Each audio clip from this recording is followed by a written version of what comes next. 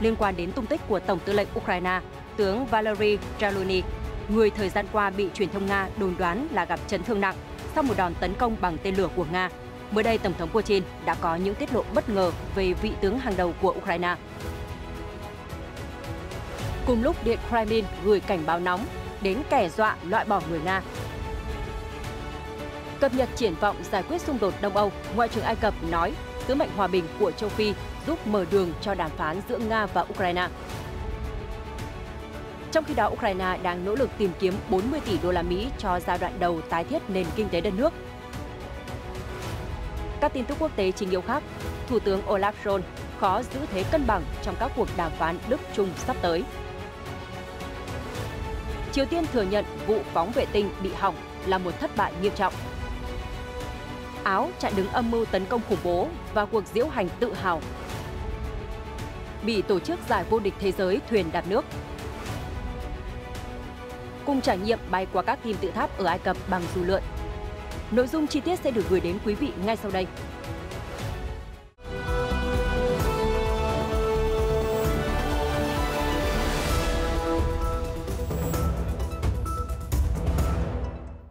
Chào mừng quý vị đến với chương trình Thế giới hôm nay để cùng chúng tôi cập nhật những sự kiện nóng đang diễn ra trên thế giới. Thưa quý vị, tung tích và tình trạng sức khỏe của Tổng tư lệnh các lực lượng vũ trang Ukraine, tướng Valery Zaluzhny đã trở thành một trong những chủ đề được thảo luận sôi nổi gần đây. Bình luận về vấn đề này, Tổng thống Nga Vladimir Putin đã có những tiết lộ bất ngờ.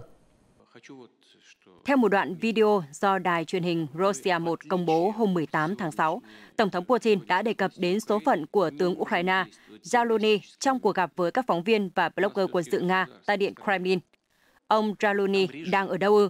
Tôi nghĩ là tôi biết. Tôi đoán ông ấy đang ở nước ngoài. Nhà lãnh đạo nói, đồng thời cho biết ông có thể sai về điều này. Những đồn đoán liên quan đến tung tích của tướng Zaluzhny bắt đầu rộ lên sau khi ông đột ngột bỏ một cuộc họp của NATO vào tháng 5. Thời điểm đó, Chủ tịch Ủy ban Quân sự NATO, Đô đốc Ron Bauer cho biết chính quyền Kiev thông báo Tổng tư lệnh Ukraine không thể dự họp trực tiếp và cả thông qua liên kết video do tình hình diễn biến phức tạp của cuộc xung đột với Nga. Đáng chú ý, trong tháng 5, hãng thông tấn RIA Novosti của Nga trích dẫn một nguồn tin an ninh đưa tin tướng Ukraine Zaluzhny đã bị thương nặng trong một cuộc tấn công bằng tên lửa của Nga nhằm vào một sở chỉ huy Ukraine gần thành phố Kherson hồi đầu tháng. Dù không mất mạng, nhưng người đàn ông 49 tuổi không thể tiếp tục nhiệm vụ của mình với tư cách là chỉ huy. Bộ Quốc phòng Ukraine đã bác bỏ, mô tả đây là thông tin sai lệch của Nga. Cơ quan này khẳng định tướng Zaluzhny vẫn ở nơi làm việc. Tuy nhiên, kể từ đó đến nay, vị tướng hàng đầu của Ukraine chỉ xuất hiện một lần duy nhất trong một video phát trực tuyến. Hồi đầu tháng này, Tổng thống Ukraine Zelensky cũng công bố bức ảnh của tướng Zaluzhny mà nhà lãnh đạo nói là được chụp tại cuộc họp của Hội đồng An ninh Ukraine vào ngày 6 tháng 6.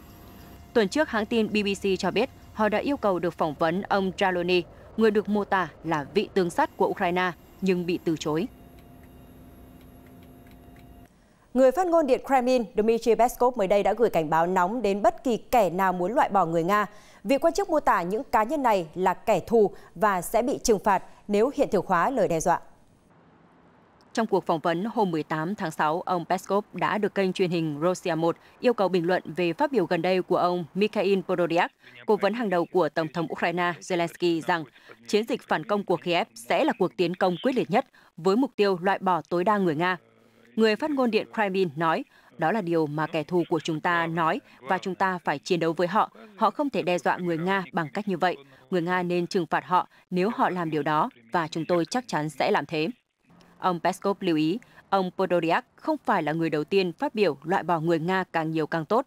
Người đứng đầu Tổng cục Tình báo thuộc Bộ Quốc phòng Ukraine, Kirill Budanov và các thành viên của Hội đồng An ninh Ukraine đã liên tục nói về mong muốn này. Đồng thời, vị quan chức Điện Kremlin hy vọng những nước phương Tây ủng hộ Ukraine sẽ đánh giá các tuyên bố loại bỏ người Nga của cố vấn Podolyak và các quan chức Ukraine khác. Ông Peskov nói, các thành viên quốc hội ở những quốc gia đó, họ nên hiểu họ đang giúp đỡ ai. Trên thực tế, đó là những kẻ giết người và không ngần ngại công khai ý định đó. Kiev Independent dẫn thông báo của người đứng đầu Wagner, tỷ phú Yevgeny Prigozhin hôm 18 tháng 6 cho biết có tới 32.000 tù nhân chiến đấu ở Ukraine đã trở về cuộc sống đời thường ở Nga sau khi hợp đồng giữa họ và nhóm lính đánh thuê này hết hạn. Theo ông Prigozhin, trong số các tù nhân nêu trên, chỉ có 83 vụ tái phạm tội. Ông trùm lính đánh thuê nhấn mạnh đây là tỷ lệ rất thấp so với mức trung bình. Hồi tháng 1, ông Mikhailo Podolyak, cố vấn Tổng thống Ukraine, nói gần 80% tù nhân Nga do Wagner tuyển mộ cho cuộc chiến ở Ukraine đã thiệt mạng, bị thương hoặc bị bắt làm tù binh. Trong khi đó, sau khi thông báo kiểm soát hoàn toàn Bakhmut vào tháng trước, ông Prigozhin cho biết khoảng 10.000 người, tức là 1/5 tổng số tù nhân trong hàng ngũ Wagner đã tử nạn trên chiến trường Ukraine. Năm 2022, Moscow cho phép Wagner tuyển dụng tù nhân trong các nhà tù ở Nga để bổ sung nhân lực cho chiến dịch quân sự đặc biệt ở Ukraine. Những tù nhân này sẽ được ân xá sau khi hoàn thành nhiệm vụ. Wagner thông báo họ đã ngừng tuyển dụng tù nhân từ tháng 1 năm nay. Theo Kiev Independent, hiện Bộ Quốc phòng Nga đang tuyển tù nhân từ các nhà tù thay Wagner. Một số tin tức đáng chú ý khác về xung đột Nga-Ukraine.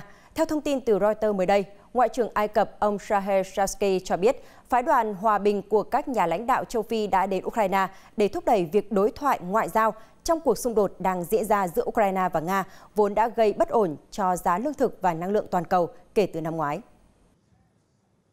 Phát biểu tại một cuộc họp báo ở thủ đô Cairo của Ai Cập, cùng với Giám đốc chính sách đối ngoại của Liên minh châu Âu Joseph Borrell, ông Shakri cho biết cuộc xung đột đã gây ra những hậu quả đối với lục địa châu Phi về lạm phát, an ninh lương thực và an ninh năng lượng. Ông Shakri nói, mục tiêu của chuyến thăm là lắng nghe cả hai bên, đồng thời tìm hiểu xem các bên có thể vượt ra khỏi cuộc chiến như thế nào, mong muốn đạt được lệnh ngừng bắn cũng như việc quay trở lại bàn đàm phán.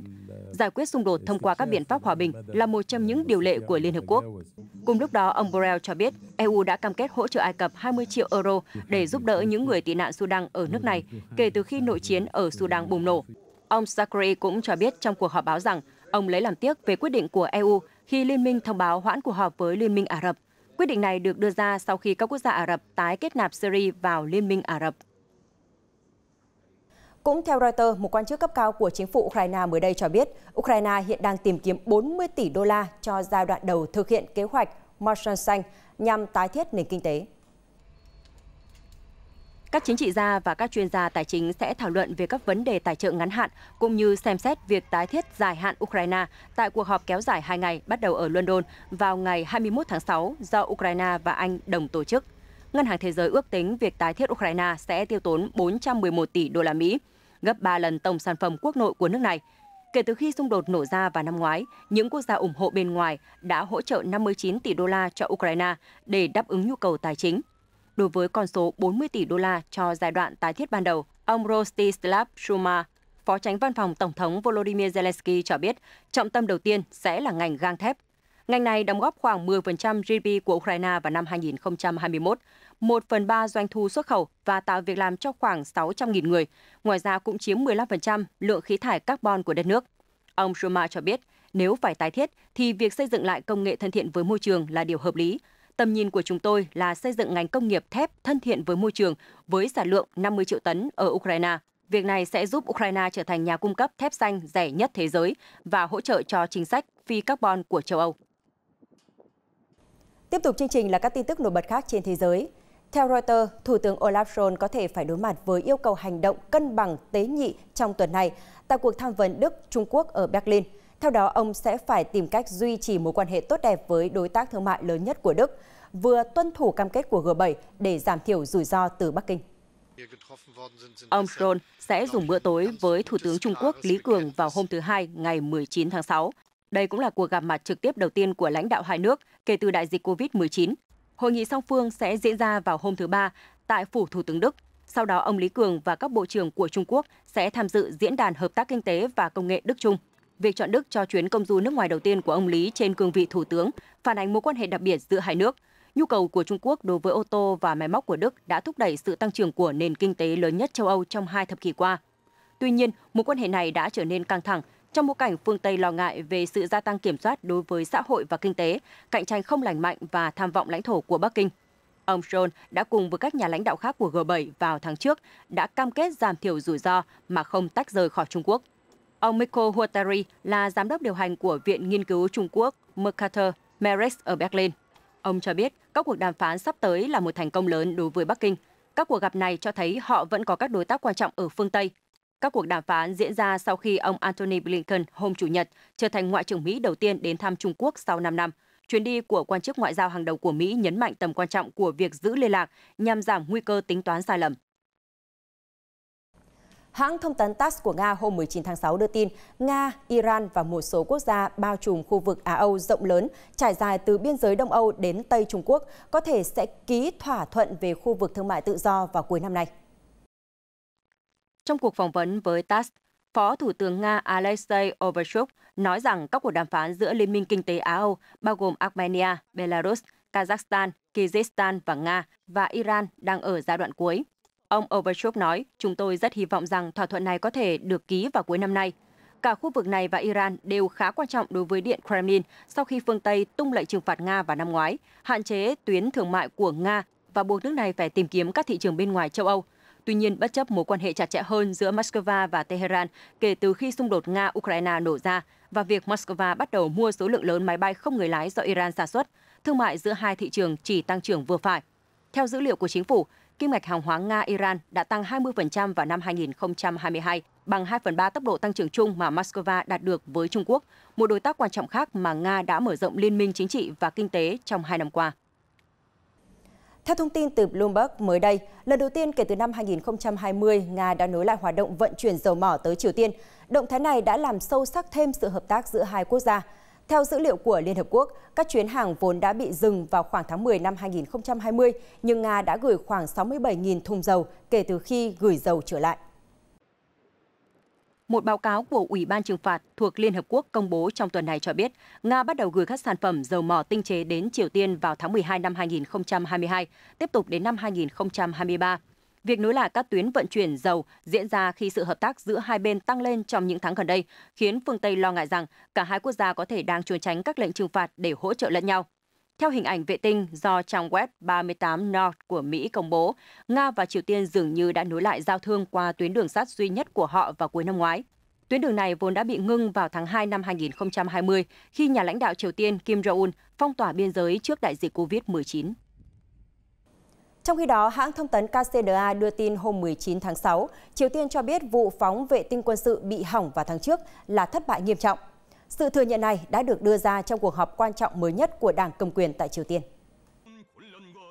Cuộc họp toàn thể mở rộng được tổ chức từ ngày 16 đến 18 tháng 6. Cuộc họp này yêu cầu những người thực hiện vụ phóng và các nhà nghiên cứu phân tích nguyên nhân thất bại và chuẩn bị cho một vụ phóng vệ tinh quân sự khác trong tương lai gần. Báo cáo cho biết, những người phụ trách vụ phóng vệ tinh đã bị chỉ trích nặng nề. Bình Nhưỡng cho biết, tên lửa của Triều Tiên đã lao xuống biển sau khi mất lực đẩy do động cơ giai đoạn 2 khởi động bất thường. Triều Tiên tuyên bố sẽ tiếp tục phát triển năng lực hạt nhân và tăng cường đoàn kết với các quốc gia khác. Quốc gia này phản đối chiến lược tạo uy quyền thế giới của Mỹ. Cuộc họp cũng thảo luận về việc đảm bảo tự cung tự cấp lương thực bằng cách tăng sản lượng nông nghiệp của đất nước. Đầu năm nay, Bộ Thống nhất Hàn Quốc cho biết tình hình lương thực ở Triều Tiên dường như đã xấu đi. Quốc gia bị cô lập này đang chịu các lệnh trừng phạt quốc tế nghiêm ngặt do các chương trình vũ khí hạt nhân của tên lửa đạn đạo của nước này.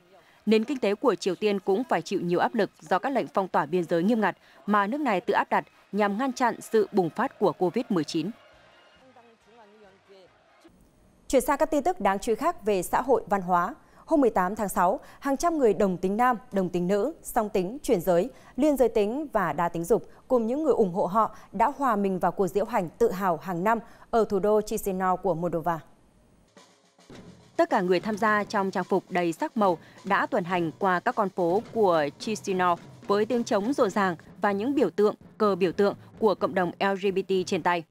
Đại sứ các nước như Hà Lan, Thụy Sĩ và Mỹ tại Moldova cũng tham gia cuộc diễu hành cùng với người dân địa phương. Cũng cùng vào một thời điểm, một nhóm nhỏ những tín đồ của nhà thờ chính thống đã tổ chức biểu tình phản đối cuộc tuần hành tự hào của cộng đồng LGBT.